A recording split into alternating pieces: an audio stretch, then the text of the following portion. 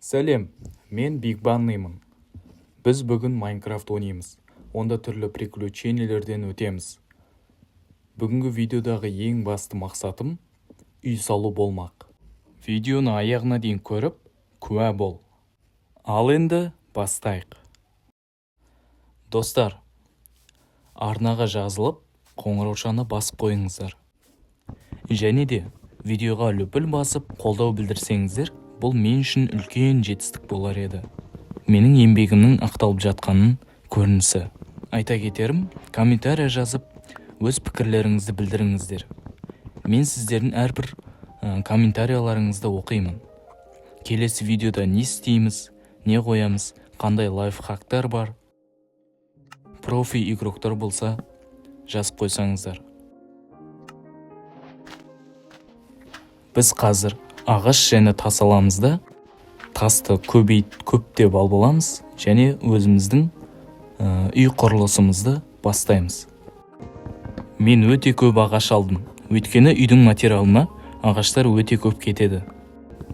1, 2, 3, 4, 5, 6, 7, 8, общем, балтамдына соңғы зомбисін деп салу көріп. Мен екінші мәрте жасаймын деп шештім, өйткені бұл ағаштар өте аздық етеді. Мен онымен сиырларды өлтірдім және ағаштарды шаптым.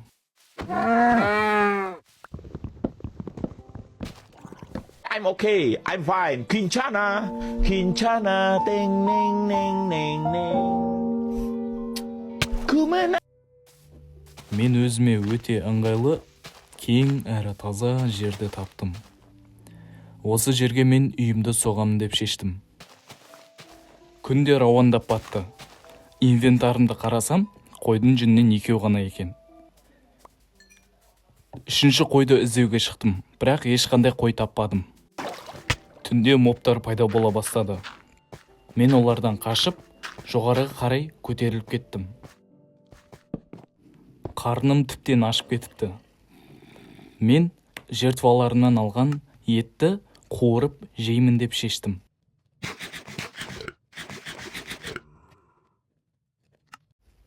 Ендігі менің мақсатым түнді барынша өткізіп, тез-тез.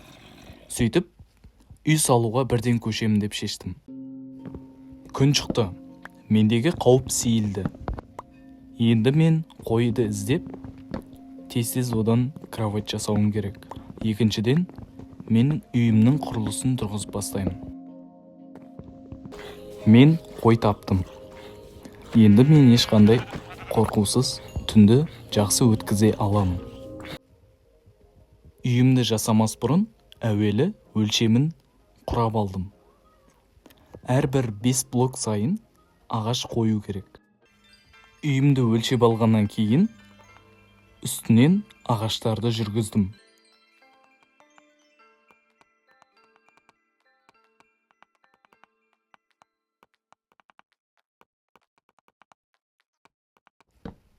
Қоярға ағаш таусылғаннан кейін, мен ағаштардың бұтақтарын егіп, ағаш шауып әкелемін деп шештім. Жинаған ағаштарынан, әсіресе қайың ағашынан, потолок жасауға ағаш бөліп алдым. Түн болды. Екінші күнді қарсы алу керек. Мен пол жасауға жерді қаздым. Қайың ағашын пол жасауға да қолдандым.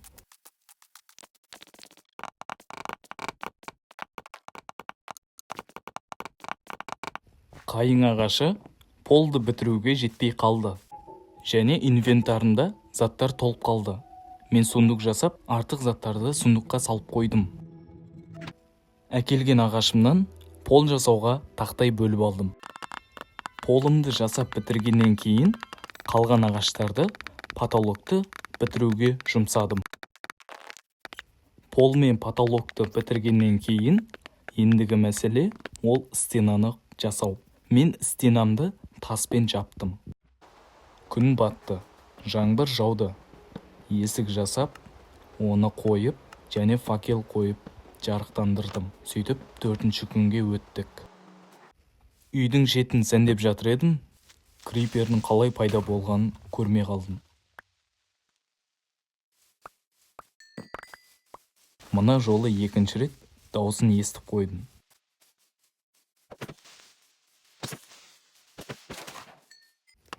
Үйімнің екінші қабатына да ступенька жасап қойдым. Екінші қабатқа да дәл солай шеттерінен ағаш жүргіздім. Екінші қабаттың қабырғаларын қабығы ашылған ағашпен бекітемін деп шештім. Күнде тез батып кетті. Ұйықтайын деп едім, алдымда монстр болғандықтан жата алмадым. Монстрлардың жанынан кроватымды алып кетіп, 6-шы күнді қарсы алдым. Енді мен екінші қабатпен шектелмей, 3-ші қабаттың шетінен ағаш жүргіздім. Және оның потологы мен қабырғаларын құрап шықтым. Сөйтіп, 3-ші этаждың шатырын құрадым. Шатырдың материалы тас пен ағаштардан құралды. Үйді видеоның соңына дейін аяқтай алмадық. Есесіне, екінші видеода үйді толықтай аяқтаймын. Сау болыңыздар!